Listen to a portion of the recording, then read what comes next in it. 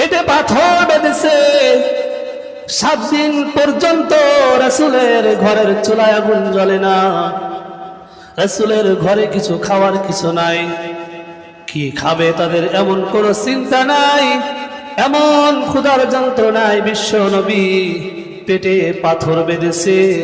এরপরেও আল্লাহ রব্বুল আলামিন জিবরিল আমিনকে দিয়ে বলেছে, জিবরিল চলে যাও, চলে যাও, আমার নবীর কষ্ট আর সহ্য করতে পারি না। বিশ্ব নবীকে বলো, যদি আমার রাসূল বলে ওই যে উহুদ পাহাড় স্বর্ণ তৈরি করে দিতে হবে, আমার নবীকে উহুদ পাহাড়টা স্বর্ণ বানিয়ে দিব। রাসূল ওই স্বর্ণ বিক্রি করবে আর খাবে, চলবে, রাসূলের কোনো কষ্ট হবে না। জিবরিল আমিন যখন এসে রাসূলকে বললেন, ইয়া রাসূলুল্লাহ, ইয়া হাবিবাল্লাহ, আল্লাহ রাসূল, আল্লাহ তাআলা আমাকে পাঠিয়েছেন, আপনার 7 দিন পর্যন্ত পেটে কোনো দানা পানি নাই, আপনার কোনো খাবার নাই, আল্লাহ একটু আপনাকে বলতে পাঠিয়েছে উহুদ পাহাড়টা আপনার জন্য স্বর্ণ বানিয়ে দিবে। এখন বলুন আপনার মতটা কি? আল্লাহর নবী বললেন, আমাকে তো দিবা, কিন্তু আমার অনেক উম্মতরা তারা তো গরিব হবে, তাদেরকেও কি এমন একটা স্বর্ণ দিবা? জিবরিল আমিন বললেন, না না, আল্লাহ শুধু আপনার জন্য এটা বাজেট করেছে, আপনি শুধু পাবেন আর কেউ পাবে না। আল্লাহর নবী উম্মতের জন্য এত দরদি নবী। নবী বললেন, না না, আমি এমন নবী না যে নিজে উদার ভর্তি করব আর আমার পাগল উম্মতরা তারা না খেয়ে কষ্ট পাবে। আমি নবী কষ্ট পাবো, কিন্তু আমার উম্মতের কষ্ট সহ্য করতে পারবো না। চিল্লায়া বলছে, فقد قال الله تعالى في كلامه المجيد والفرقانه الحميد. أعوذ بالله من الشيطان الرجيم. بسم الله الرحمن الرحيم.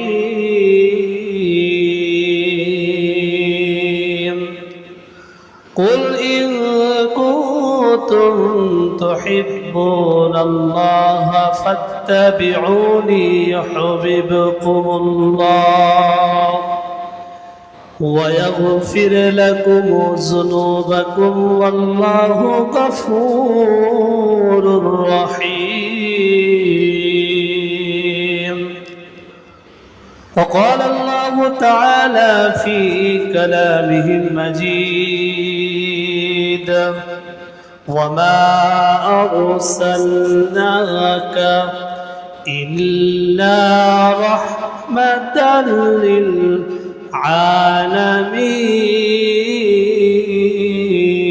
للعالمين.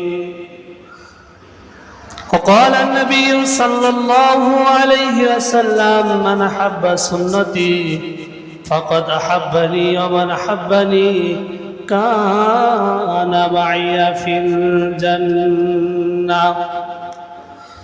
إن الله وملائكته يصلون على النبي يا أيها الذين آمنوا صلوا عليه وسلموا تسليما. محبة بري اللهم صل على مولانا محمد وعلى آل سيدنا حبيبنا محمد. اللهم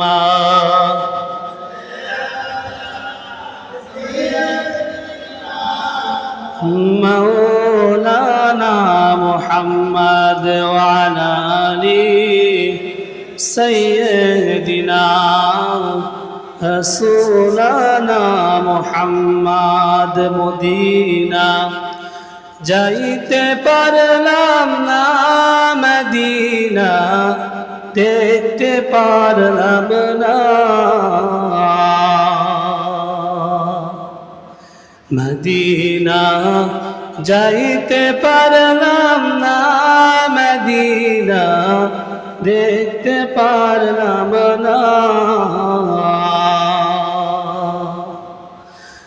ওই মদিনার পথের ধুলি আমি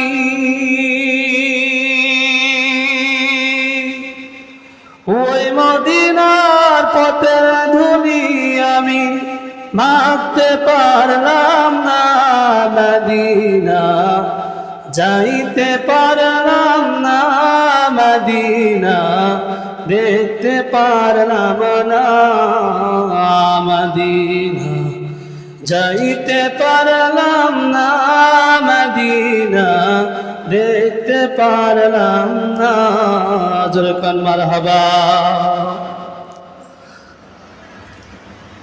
আমরা মদিনায় এখনো পর্যন্ত অনেকে যেতে পারি নাই, কতক্ষণ ঠিক কিনা? ওই মদিনার মাটি এমন মাটি, ওই মদিনার মাটিটা এমন মাটি, আল্লাহ রাসূল সাল্লাল্লাহু আলাইহি সাল্লাম যে জমিনে হেঁটেছে, ওই জমিন আমাদের কাছে, আমাদের রাসূলের আশিকদের কাছে সোনার চাইতে খাঁটি। জোরে কান সুবহানাল্লাহ।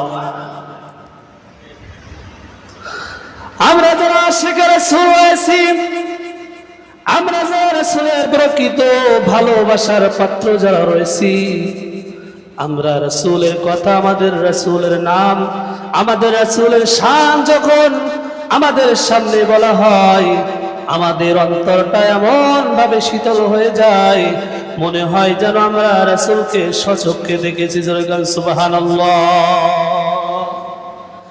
রাসূলের শানগুলো যখন আনন্দের মুখে আমরা যখন বর্ণনা করতে শুনি, মনে হয় রাসূলকে যেন আমরা দেখতেছি। আমরা যেন রাসূলের এমন প্রেমিক বান্দা, আমরা রাসূলের কথা শোনার সঙ্গে সঙ্গে আমাদের অন্তরটা শীতল হয়ে যায়। অনেকের আবার এমন অন্তর আছে চোখ দিয়ে দর দর করে পানি নেমে আসে, কথা বলেন ঠিক কিনা?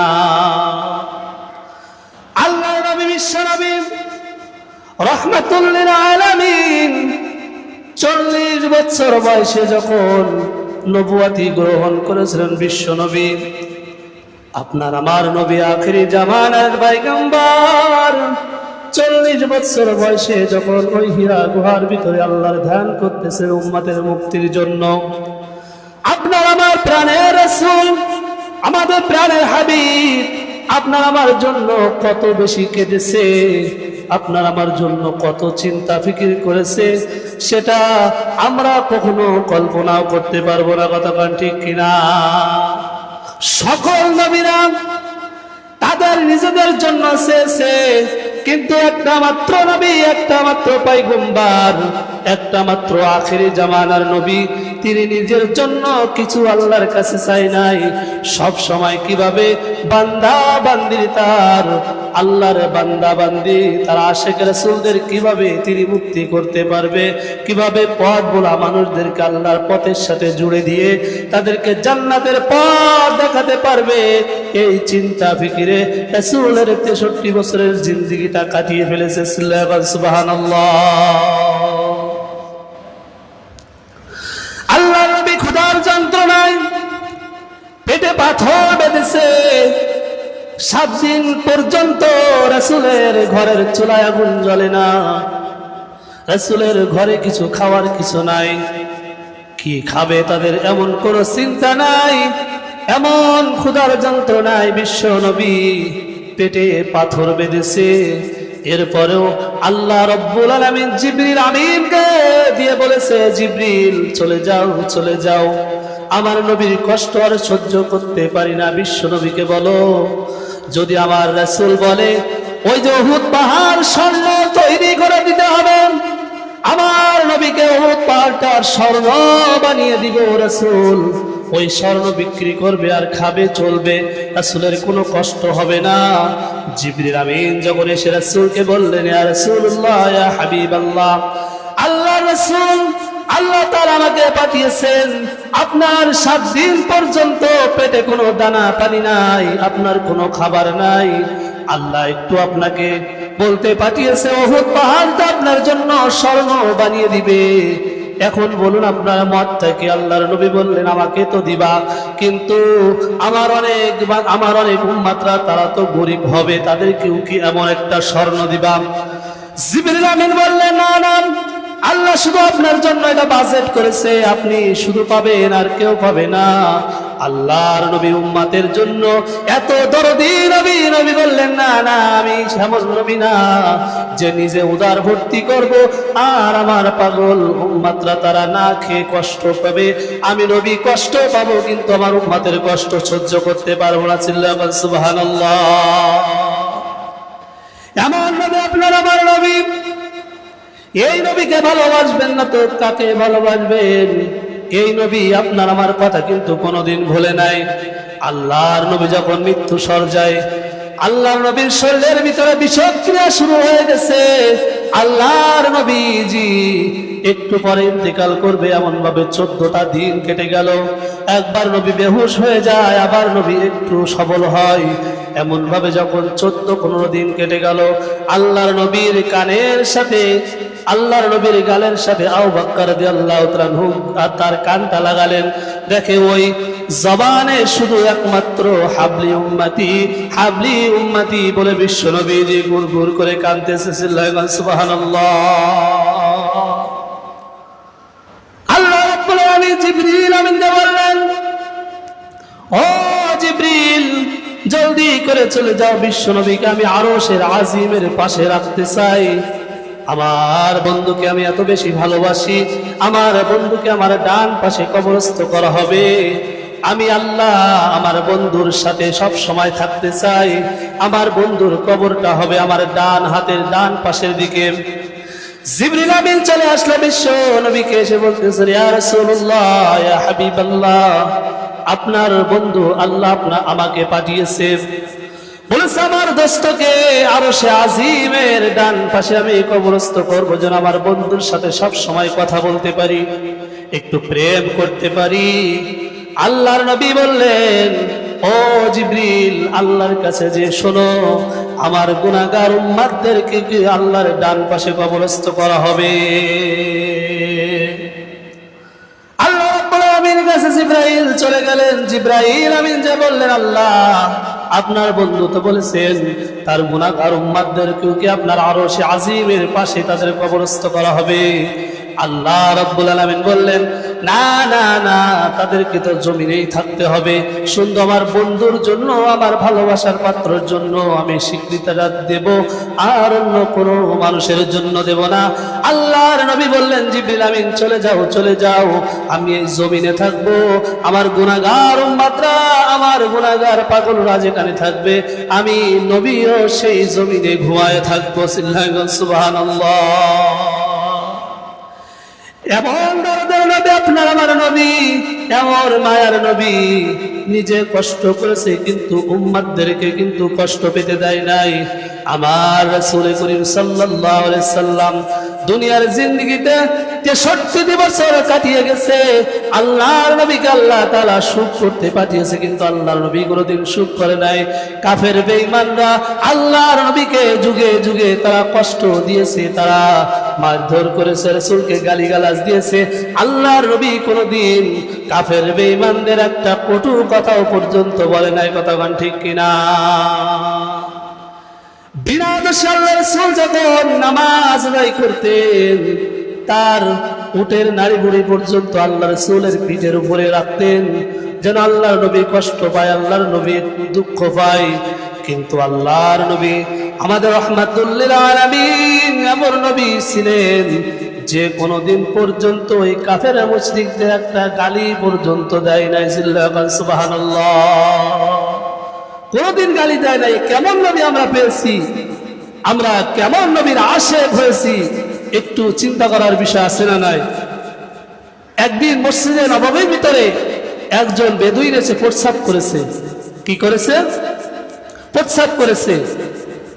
এখন যারা মসজিদে নববীতে যারা আহলে সুফায় যারা থাকতেন, তারা ওই বেদুইনটাকে মারার জন্য ছুটে যাচ্ছে। আল্লাহ রাসূল হাতটা টেনে ধরেছে, দাও, ওকে মেরো না, ওকে প্রস্রাব করতে দাও।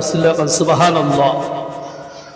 প্রস্রাব করার পরে আল্লাহর নবী সাহাবীদেরকে বললেন, সাহাবীরা যাও একটু পানি এনে ওই প্রস্রাবের জায়গাটা ধুয়ে পরিষ্কার করে দাও, খবরদার ওনাকে কিচ্ছু বলার দরকার নেই। সুবহানাল্লাহ। কিচ্ছু বললেন না। কিছু সময় বড় বেদুইন আল্লাহর নবীজির কাছে এসে আল্লাহর নবীজির হাত মোবারক ধরে কান্নাকাটি শুরু করে দিলেন। আল্লাহর নবীকে ডেকে বললেন, ইয়া রাসূলুল্লাহ, ইয়া হাবিবাল্লাহ, আমি তো আসলে এই মসজিদে নববীতে প্রস্রাব করার জন্য আসি নাই, আমি একটু আপনাকে ট্রাই করার জন্য, টেস্ট করার জন্য এসেছিলাম। আসলে আমি কেমন রহমাতুল লিল আলামিন, কিন্তু আমার আর বুঝতে বাকি নাই আপনি আসলে রহমাতুল লিল আলামিন। আপনি আসলে কঠোর নবী নয়, আপনি হলেন নরম নবী, সকলের জন্য আপনি রহমত। সুবহানাল্লাহ। শুধু তাই না, একজন ভিখারীর কান্না দেখেন। একজন গরিব মানুষ আল্লাহর নবীজির কাছে এসে বিশ্ব নবীজির রেশমি চাদরটা গায়ে ছিল, ওই চাদরটা টান দিয়েছেন এত জোরে আল্লাহর নবীজির গলাটা ছুলে গেছে। আল্লাহর নবীজির গলা দিয়ে রক্ত ফিনকি দিয়ে বের হচ্ছে। সাহাবা আজমাইনরা ছুটে চলে গেলেন। এ ভিখারী, তুমি তোমার এত বড় সাহস, বিশ্ব নবীজির গায়ে তুমি আঘাত করেছো। আল্লাহর নবী বিশ্ব নবী রহমাতুল লিল আলামিন ওই সাহাবীদেরকে বললেন, সাহাবীরা দাও, খবরদার খবরদার, ওই লোকটাকে কিছু বলো না, ওই লোকটার তো কোনো দোষ নাই। কারণ আমি নবীজির বোঝা উচিত ছিল আমার পিছনে একজন মানুষ আছে, আমার কাছে কিছু সাহায্য পেতে চায়, খবরদার খবরদার ওই লোকটার গায়ে হাত দিও না। কেমন নবী চিন্তা করুন। এবার ওই লোকটা বলল, ইয়া রাসূলুল্লাহ, ইয়া হাবিবাল্লাহ, আসলে আমি আপনার কাছে সাহায্য চাওয়ার জন্য আসি নাই, আমি এসেছিলাম আপনি কেমন রহমাতুল লিল আলামিন, আপনি কেমন নরম নবী, আপনি কেমন দয়ার নবী, এটা টেস্ট করবার জন্য এসেছিলাম। কিন্তু আপনার গলাটা ছুলে গেল, কষ্ট পেলেন, তারপরেও আপনি একটু আঘাত আমাকে করলেন না। সাহাবা আজমাইনরা আঘাত করতে যাচ্ছিল, কিন্তু আঘাত আপনি করতে দিলেন না। আমার বুঝতে বাকি নাই আপনি আসলে রহমাতুল লিল আলামিন, আপনি সকলের জন্য দয়ার নবী। আমার বুঝতে বাকি নাই আপনি আমাকে কালেমা পড়িয়ে মুসলমান বানিয়ে দিয়েছিলেন। সুবহানাল্লাহ। আল্লাহর নবী কেমন নবী ছিল, মানুষ আসলে আল্লাহর নবীজির আখলাক চরিত্র দেখে কিন্তু ইসলাম গ্রহণ করেছে। আল্লাহর নবী কিন্তু কাউকে মেরে ধরে, কাউকে কঠোরভাবে ইসলাম গ্রহণ করেন নাই। আল্লাহর নবীজির চরিত্র দেখে, আল্লাহর নবীজির চলাফেরা দেখে, আল্লাহর নবীজির বলার ধরন দেখে, আল্লাহর নবীজির চারিত্রিক দিক দেখে কাফের বেঈমান মুশরিকরা রাসূলের হাতে কালেমা পড়ে দলে দলে মুসলমান হয়েছে। সুবহানাল্লাহ। একজন সাহাবী নাম তার আব্দুল উজ্জা। হে আব্দুল উজ্জা, দেখে আল্লাহ রাসূল মক্কা জয় করে চতুর্দিকে ইসলামের বাণী যখন ছড়িয়ে পড়তেছেন, আব্দুল উজ্জা চিন্তা করলেন, আমি আল্লাহর নবীজির হাতে বায়াত পড়ে মুসলমান হব, ইসলাম ধর্ম গ্রহণ করব। আব্দুল উজ্জা গোপনে গোপনে আল্লাহর রাসূলের হাতে বায়াত পড়ে মুসলমান হলেন। এই আব্দুল উজ্জার এই ইসলাম ধর্ম গ্রহণ করার কথা যখন তার চাচার কানে গেল, তার চাচা দেখে বলে, ও আব্দুল উজ্জা, আমি শুনতেছি কি বলা বলি করতেছে মানুষ, তুমি নাকি ইসলাম ধর্ম গ্রহণ করেছো, এটা কি সত্যি নাকি? আব্দুল উজ্জা বলতেছেন, চাচা, তুমি যেটা শুনেছো এটা মিথ্যা নয়, এটা আসলে সত্যি কথা। আমি রাসূলের হাতে বায়াত করে মুসলমান হয়েছি, ইসলাম ধর্ম গ্রহণ করেছি। এই আব্দুল উজ্জার বাপটা মারা গেছে অনেক আগে, তিনি এতিম মানুষ। তার মা এবং সে তার চাচার কাছে থাকে, চাচার সম্পদগুলো সে ভোগ করে, চাচার দেওয়া খাবার সে খায়। তার চাচা বলতেছেন, ও আব্দুল উজ্জা, তুমি কি জানো তোমার ইসলাম ধর্ম গ্রহণ করার কারণে তোমার সম্পদগুলো আমি নিয়ে নেব, তোমার কিছু আর দেব না, তোমাকে একেবারে আবার গরিব হয়ে যেতে হবে। আব্দুল উজ্জা বললেন, ও চাচা, আপনি আমার সম্পদ নিয়ে নেবেন তাতে আমার কোনো যায় আসে না, আমার কোনো তাতে কোনো কথাই নাই, আপনি সব নিয়ে নিন, আমার তাতে কোনো আরজি নাই। চাচা বললেন, ও আব্দুল উজ্জা, তোমার সম্পদগুলো আজকে থেকে আমি নিয়ে নিলাম। আব্দুল উজ্জা বললেন, ও চাচা গো, সব নিয়ে নাও। এবার চাচা বললেন, ও আব্দুল উজ্জা, তোমার গায়ে যে জামাটা রয়েছে ওটাও তো আমার টাকায় কিনা, জামাটা খুলে দাও। চাচার কথা মতন আব্দুল উজ্জা তার জামাটা খুলে দিলেন। এবার চাচা বলল, তুমি কোথায় যাও, দাঁড়াও, কারণ তোমার পরনে যে লুঙ্গিটা রয়েছে, যে কাপড়টা রয়েছে, ওই কাপড়টাও আমার কিনা, আমার টাকায় কিনা, ওই কাপড়টাও তুমি খুলে দিয়ে দাও। এখন আল্লাহু আকবার। আব্দুল উজ্জার পরনের কাপড় যখন চাচা এক টান দিয়ে খুলে নিলেন, আব্দুল উজ্জা লজ্জার খাতিরে, লজ্জা, এমন লজ্জা, পরনে কোনো কাপড় নাই, গায়ে কোনো জামা, একেবারে উলঙ্গ, তার মায়ের দরজার সামনে যে বলতেছে, ও মা, একটু দরজাটা খোলো, একটা বস্ত্র আমাকে দাও, আমি রাসূলের দরবারে যেতে চাই। কারণ আমার ইসলাম ধর্ম গ্রহণ করার কারণে, কালেমা পড়ার কারণে আমার চাচা আমার পরনের লুঙ্গিটা পর্যন্ত খুলে নিয়েছে। আল্লাহু আকবার। প্রিয় হাজিরিন আমার, তার মা চোখটা বন্ধ করে, ছেলের দিকে তাকানো যায় না, ছেলেটা একেবারে উলঙ্গ, চোখটা বন্ধ করে একখানা কাপড় তার ছেলের সন্তানের হাতে ছিঁড়ে মারলেন। রাতের আধারে আব্দুল উজ্জা আস্তে আস্তে করে রাসূলের দরবারের দিকে, মসজিদে নববীর দিকে রওনা দিলেন। মসজিদে নববীর দিকে রওনা দিয়ে মসজিদে নববীর পাশে এক কোণায় এমন ভাবে দাঁড়িয়ে রয়েছে আব্দুল উজ্জা, একটা মাত্র কাপড়, শীতের রাত, এত কষ্ট তার হতেছে, আল্লাহর নবী দূর থেকে তাকে কি যেন দাঁড়িয়ে রয়েছে।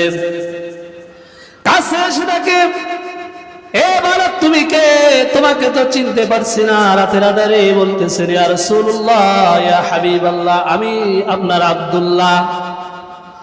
বলতেছে, আব্দুল্লাহ, তোমার এমন অবস্থা কেন? তোমার তো অনেক সম্পদ ছিল, তোমার তো ভালো পোশাক আশাক ছিল আগে যখন এসেছো।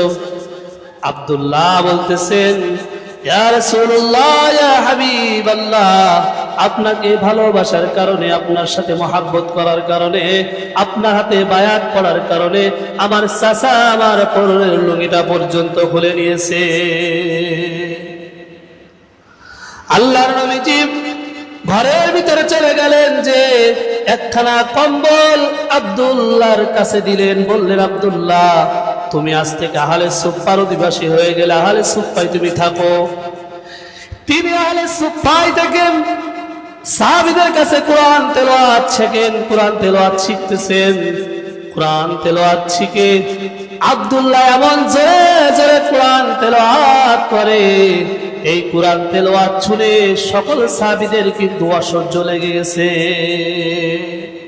আল্লাহ রাসূলের দরবারে এসে বলতেছেন, ইয়া রাসূলুল্লাহ, ইয়া হাবিবাল্লাহ, আপনার আব্দুল্লাহ এত জোরে জোরে কোরআন তেলাওয়াত করে, আমরা তো ঘরে, আমরা তো মোটে থাকতে পারি না, আমরা একটু পড়তে পারি না।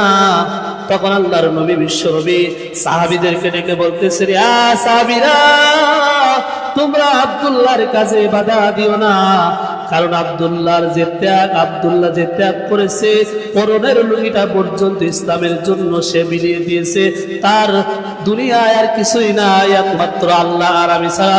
এই জন্য তার অন্তরের জ্বালাটা মিটানোর জন্য আব্দুল্লাহ জোরে জোরে কোরআন তেলাওয়াত করে। জোরে বলেন সুবহানাল্লাহ। আল্লাহ রাসূলকে বললেন, আব্দুল্লাহ, ইয়া রাসূলুল্লাহ, ইয়া হাবিবাল্লাহ, আর কয়টা দিন পর তো আমি আব্দুল্লাহ শহীদ হতে পারি। আল্লাহ নবী বিশ্বনবী দুহাত উঁচু করে দোয়া করলেন, ইয়া আল্লাহ, আব্দুল্লাহর রক্তকে আমি কাফেরদের জন্য হারাম করে দিলাম।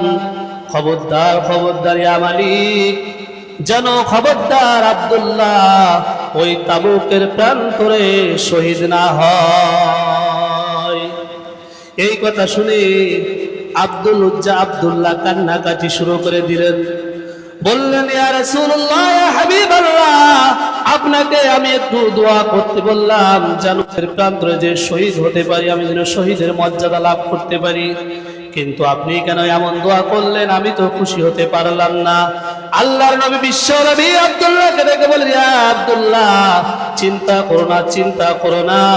তুমি যদি যে কোনো বিমারে মারা যাও, যে কোনো অসুস্থতার জন্য মারা যাও, আল্লাহ রাব্বুল আলামিন তোমাকে শহীদের মর্যাদা দান করবে।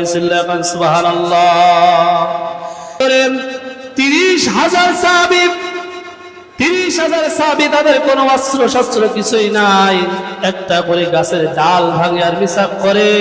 হাজার হাজার কাফের বেঈমান মুশরিকরা ভাবলো একটা দাঁতন দিয়ে তারা কি শান দিচ্ছে, মনে হয় আমাদেরকে তারা ছিঁড়ে ছিঁড়ে খাবে। কারণ যেভাবে তারা মিসাক দিয়ে দাঁত বিরাস করতেছে, মনে হয় তারা দাঁতে শান দিতেছে, আমাদের মনে হয় ছিঁড়ে ছিঁড়ে খাবে। আল্লাহর কসম করে বলি, অস্ত্র ছিল না মুসলমানদের কাছে, কিন্তু মিসাক করার কারণে, রাসূলের সুন্নাতকে অনুসরণ কারণে সেদিন একটা কাফের বেঈমানরা মুসলমানদের গায়ে হাত দিতে পারে নাই, প্রান্তরে ছেড়ে পালিয়ে গিয়েছিলেন। সুবহানাল্লাহ। প্রিয় হাজিরিন আমার, থেকে ফেরার পথে আব্দুল্লাহর কঠিন জ্বর আসলো। সেখানে আব্দুল্লাহ ইন্তেকাল করলেন। আব্দুল্লাহর ইন্তেকালের পরে তার লাশটা রাসূলের দরবারে এনে হাজির করা হলো। রাসূলকে বলা হলো, ইয়া রাসূলুল্লাহ, ইয়া হাবিবাল্লাহ, আব্দুল্লাহ তো ইন্তেকাল করেছে, আব্দুল্লাহকে দাফন কাফন করতে হবে। আল্লাহর নবী বললেন, কেউ আব্দুল্লাহর গায়ে হাত দিবেন, আমি রাসূল তার গায়ে হাত দেব। আল্লাহর নবী নিজ হাতে আব্দুল্লাহকে গোসল করালেন, নিজ হাতে কবরে নামলেন। আবু বকর, ওমর এবং আল্লাহর নবী তিনজনে কবরের ভিতরে নামলেন। তিনজনে কবরের ভিতরে নামলেন। আল্লাহর নবী বললেন, দু হাত এভাবে দিয়ে বললেন, আমার আব্দুল্লাহর লাশটা আমার কোলের ভিতরে দাও। আমার আব্দুল্লাহর প্রতি আমি এত খুশি, আমার আব্দুল্লাহকে আমি একটু কবরে রাখার আগে একটু আদর করব, যেমন ছোট বাচ্চাকে মা বাবা আদর করেছিল। সুবহানাল্লাহ। এই দৃশ্য দেখে সাহাবীরা কান্নাকাটি শুরু করে দিল, হাওমাও করে কাঁদতে লাগলেন। আহারে, এমন মন জয় করেছে রাসূলের এই আব্দুল্লাহ। আজকে যদি আব্দুল্লাহর জায়গা আব্দুল্লাহ না হয়ে আমি আব্দুল্লাহ ইবনে মাসউদ হতাম, তাহলে আমি হয়তো আল্লাহর নবীর এই আদর পেতাম, আমি জান্নাতি মানুষ হয়ে যেতাম। সুবহানাল্লাহ। রাসূলকে ভালোবাসার কারণে তাদের এই মর্যাদা বেড়ে গিয়েছিল। রাসূলকে মহব্বতের করার কারণে, রাসূলকে মহব্বতের কারণে তাদের যে এত ভালোবাসা আর এত মহব্বত করার কারণে, তারা রাসূলের হাতে হাত দিয়ে ইসলাম গ্রহণ করার কারণে তাদেরকে আল্লাহ তাআলা জান্নাতি মানুষ হিসাবে কবুল করেছিলেন। কথা কোন ঠিক কিনা? প্রিয় হাজির, আমার বন্ধুগণ, আমার আল্লাহর নবী ইন্তেকালের 2 থেকে 2.5 বছর পরে আবু বকর রাদিয়াল্লাহু তাআলা আনহু কঠিনভাবে অসুস্থ হয়ে পড়লেন। আপনারা তো জানেন, ওই যে সাওরে গুহার ভিতরে আবু বকর যখন রাসূলকে নিয়ে যখন রাসূলের তার উরুটা পেতে রাসূলকে যখন ঘুম পাড়িয়ে রেখেছিলেন, হাদিস শরীফের ভিতরে আছে, আল্লাহর নবী আবু বকরকে 6 মাস আগে বলেছিলেন, আবু বকর, আমাদের হয়তো মক্কা থেকে মদিনাতে হিজরতে যেতে হবে। 6 মাস পরে আল্লাহর নবী আবু বকরের ঘরের কাছে এসে একটা নক করার সঙ্গে সঙ্গে ইয়া লাব্বাইক ইয়া রাসূলুল্লাহ, লাব্বাইক ইয়া হাবিবাল্লাহ বলে আবু বকর রাদিয়াল্লাহু তাআলা আনহু তার দরজাটা খুলে দিয়েছিলেন। সুবহানাল্লাহ। আবু বকরকে বিশ্বনবী বলেছিলেন, ইয়া আবু বকর, তুমি কি ঘুম পড়ো না নাকি? আবু বকর সেদিন কেঁদে কেঁদে বলেছিলেন, ইয়া রাসূলুল্লাহ, ইয়া হাবিবাল্লাহ, এখান থেকে 6 মাস আগে আপনি যখন বলেছিলেন হিজরতে যেতে হবে, আল্লাহর কসম করে বলতেছি, সেই দিন থেকে একটা দিন আমি আমার বালিশে আমার মাথাটা লাগায় নাই। আল্লাহু আকবার। আবু বকর রাদিয়াল্লাহু তাআলা আনহু বিশ্বনবীকে এত ভালোবাসতেন, তিনি যখন মক্কা থেকে মদিনায় হিজরতের উদ্দেশ্যে রওনা দিয়েছেন, আবু বকর একবার আল্লাহ রাসূলের সামনে যায়, একবার ছুটে ডানের দিকে যায়, একবার ছুটে বামের দিকে যায়, একবার ছুটে পিছনের দিকে যায়। এই দৃশ্যটা আল্লাহ নবী দেখে বললেন, আবু বকর, কি ব্যাপার, তুমি এমন ছুটাছুটি করছো কেন চারিদিকে? কারণ কি? তোমার কি বাড়ির কথা মনে পড়তেছে নাকি? তুমি কি বিচলিত ভাব মনে করতেছো নাকি? আবু বকর রাদিয়াল্লাহু তাআলা আনহু বলতেছেন, ইয়া রাসূলুল্লাহ, ইয়া হাবিবাল্লাহ, না না, আমার বাড়ির কথা মনে পড়ে না, আমার বিচলিত ভাব হয় না, আমি সামনে ছুটতেছি এই কারণে, কারণ কাফের বেঈমানরা কখন না জানি আমার রাসূলের সামনে থেকে আক্রমণ করে ঢাল তরোয়ার মেরে রাসূলকে শহীদ করে দেবে।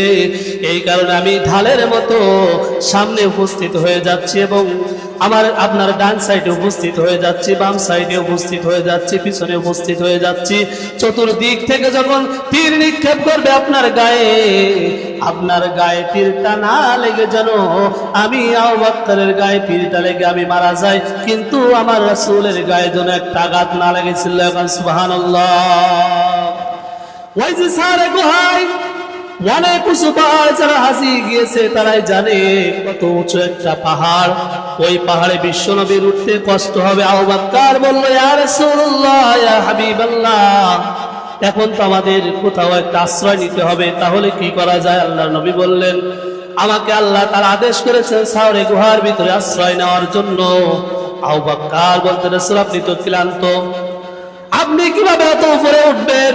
আপনি আমার কাঁধে উঠুন, আপনি আমার ঘাড়ে উঠুন, আমি পালকি বানিয়ে আপনি বিশ্ব নবীকে ওই উচ্চ পাহাড়ে আমি ঘাড়ে তুলে আপনাকে পৌঁছায় দেব।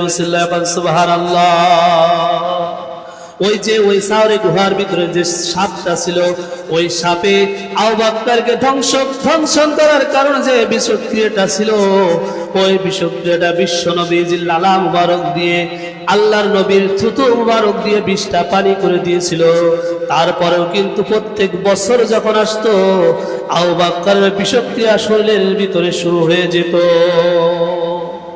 এত বিষক্রিয়া ছিল ওই সাপটা যে প্রত্যেক বছর আবু বকরের ওই বিষক্রিয়া শরীরের ভিতরে এমন ভাবে যন্ত্রণা শুরু হতো, বিশ্বনবী তার লালা মুবারক লাগিয়ে দিলে আবার বিষক্রিয়াটা ঠান্ডা হয়ে যেতেছিল। সুবহানাল্লাহ। কিন্তু 2.5 বছর রাসূল মরার পরে যখন আবু বকরের বিষক্রিয়া শুরু হলো, তখন আর তো কেউ নাই আবু বকরকে সুস্থ করার মতন। ওই অসুস্থতায় আবু বকরও শহীদ হয়ে গেছিল। সুবহানাল্লাহ। রাসূলকে মহব্বত করার কারণে রাসূলও যে ওই যে তাবুক প্রান্তরে রাসূলকে যে গোশ এরকম কাফেররা দিয়েছিল, ওই গোশের ভিতরে একটু বিষ মিশিয়েছিল। ওই বিষ খাওয়ার কারণে রাসূল সাল্লাল্লাহু আলাইহি সাল্লামের জিবরিল আমিন এসে বলতেছে, ইয়া রাসূলুল্লাহ, আপনি কি করেন? ওই গোশের ভিতরে কিন্তু তারা বিষ মিশিয়ে দিয়েছে, আপনি ওটা খাবেন না। তখন আল্লাহ রাসূল সাল্লাল্লাহু আলাইহি সাল্লাম থু করে ফেলে দিয়েছিলেন। তারপরে ওই লালার সঙ্গে একটু বিষ তার শরীরের ভিতরে যাওয়ার কারণে আল্লাহ রাসূলেরও প্রত্যেক বছর ওই বিষ ক্রিয়া শুরু হয়ে যেত। আল্লাহর নবীও এই বিষের যন্ত্রণায় জীবনের শেষ নিঃশ্বাস ত্যাগ করলেন। আবু বকরও এই বিষক্রিয়ার জন্যই জীবনের শেষ নিঃশ্বাস ত্যাগ করলেন। সুবহানাল্লাহ।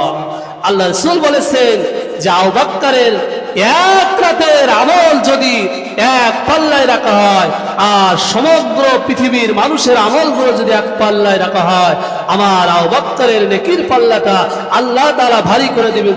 সুবহানাল্লাহ। এত বেশি ভালো তারা রাসূলকে বেসেছিলেন। এই জন্য আসুন, এখন রবিউল আউয়াল মাস, এই মাসে আমরা আল্লাহ রাসূলকে ভালোবাসি এবং এই মাস যাওয়ার পরেও আমরা আল্লাহ রাসূলকে ভালোবাসি। আমরা যদি প্রকৃতপক্ষে বিশ্ব নবীকে ভালোবাসতে পারি, ওয়া মা আরসালনাকা ইল্লা রাহমাতাল লিল আলামিন, বিশ্ব নবী আমাদের জন্য রহমত হয়ে এসেছেন, আমরা রহমত পাবো, আমরা বরকত পাবো, আমরা ধন্য হয়ে আমরা আল্লাহ রাসূলের সাথে জান্নাতে ভিতরে থাকতে পারবো। সুবহানাল্লাহ। মান হাব্বা সুন্নতি ফাকাদ হাব্বানি ওয়া মান হাব্বানি কানা মাইয়া ফিল জান্নাহ। যে আমার রাসূলকে ভালোবাসলো, সে ওই রাসূলের সঙ্গে জান্নাতের ভিতরে দাখিল হয়ে যাবে। জান্নাতে আল্লাহ রাসূলের সঙ্গে একই জান্নাতের ছাদের নিচে থাকবে, এতে কোনো সন্দেহ নাই। সুবহানাল্লাহ।